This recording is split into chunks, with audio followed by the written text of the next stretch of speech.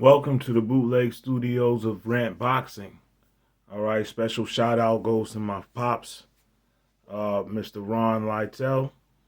All right, this one is dedicated to you. All right, this is my top 5 boxers in the fight game today. All right, starting with who you see here, David Benavidez.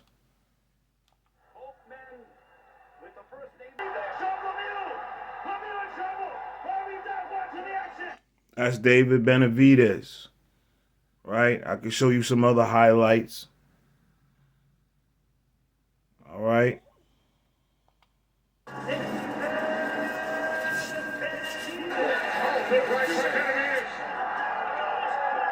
When a fighter bursts onto the scene, exhibiting cruel intentions, keen to destroy every adversary into submission.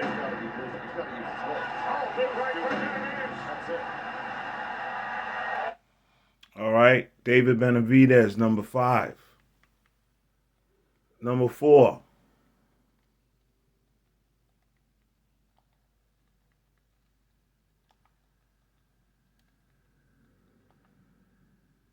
Tank Davis.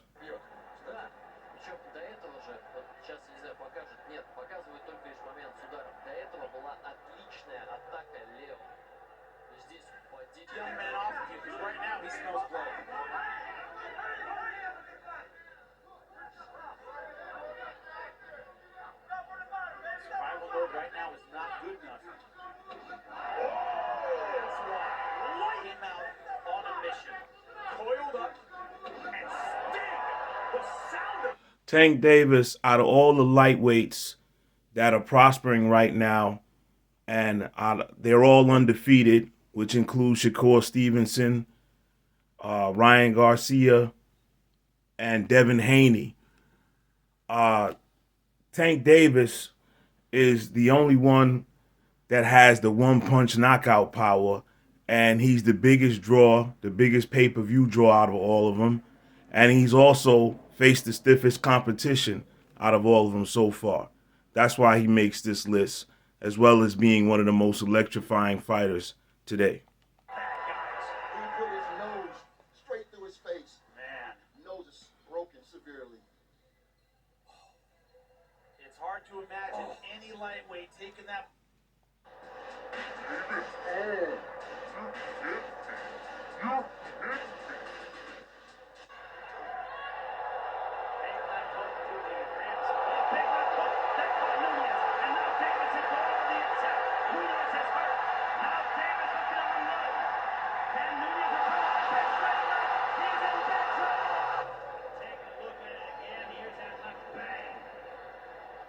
Tank Davis, number 4. Number 3.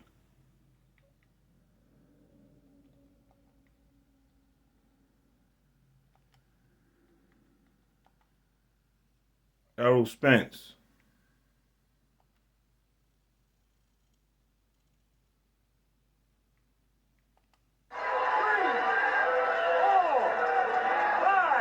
Upset wobbly. Seven. Hey, come here. Gotta show me something. This fight's over. Box. I don't think he understood it because he speaks Spanish, but I'm sure he gets the idea. Spence trying to close the deal here. Legs are gone. Pat Ross is gonna jump in. That's it. All. The self-proclaimed boogeyman of the welterweight division, the great left-handed Errol Spence, really has only about 2 or 3 fights left at this current weight of 147 before he should move up, in my opinion. That being the Crawford fight, maybe the Boots, Jerron Boots Ennis fight, and the fight that he's supposed to have right now coming soon with Keith Thurman. Other than that, there's really no one else in the welterweight division that he should be thinking about right now before moving up to 154. Well stopped. Andrews wanting to crowd his Spence. Crowd spins away, works the body with the left hand, goes upstairs with the right and a left. And referee Thomas Taylor has seen enough. A deluge of leather thrown by Errol Spence, number 3. Number 2,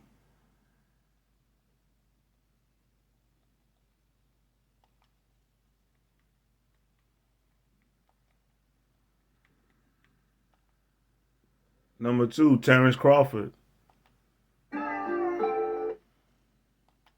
soon as Gamboa got offensive, there he is again.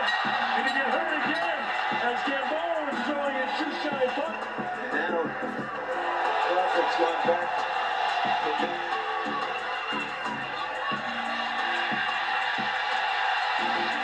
Eric Crawford cracked him again. Of Gamboa. He cracks him again. That's a hard knockdown this time. With the left hook in Gamboa. He keeps battling, falling forward. Oh my God! Cracks him again. It's all over. Terrence Crawford has stopped Yuriakis Gamboa. There are a few fights left at 147, in my opinion, for Mr. Terrence Crawford. Of course, there's the Errol Spence fight that everyone is waiting for. We also have Jerome Boots Ennis in the wings, looking to fight either one of these guys, Spence or Crawford. For Terrence Crawford, there's also Keith Thurman left at 147, and there's 2 fights at 154. That being against Charlo, the Charlo brother.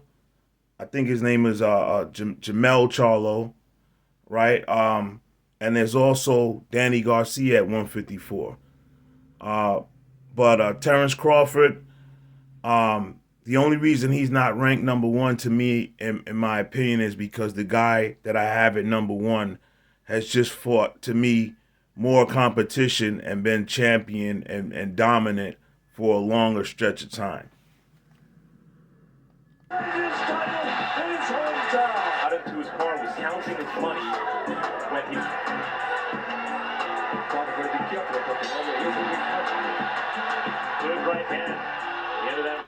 Terrence Crawford's biggest wins to me was beating Gamboa in his prime. Then fighting, beating Benavidez, knocking him out in the 12th round. That was quite impressive. Also, what he did with the British guy. I forgot his name now. His name escapes me. But, yeah, the guy from Britain, that was a great fight. And also how easily he beat Amir Khan.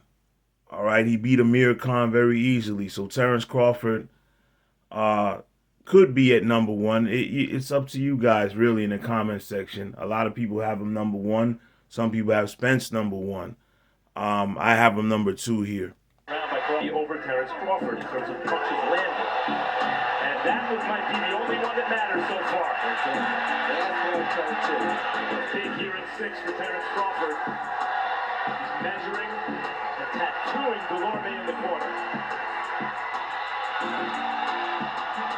Crawford just with surgical precision. The real reason I don't have him ranked at number 1 is because he just really moved up to the welterweight division recently, and there's still a lot of question marks about who he's fought in the welterweight division to be considered the best welterweight. He can't be considered the best welterweight until he beats Spence. And Spence doesn't really have that to prove. He's beaten enough stiff competition to solidify himself as the top welterweight right now. It's up for Crawford to knock him off that pedestal, not the reverse. All right, and let's go to my number 1 here, which a lot of you guys can figure this out already.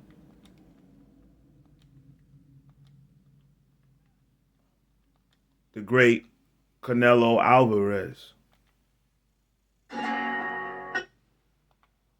Earlier this year, top fighters in the welterweight division, and the possibility that fighters from the 120.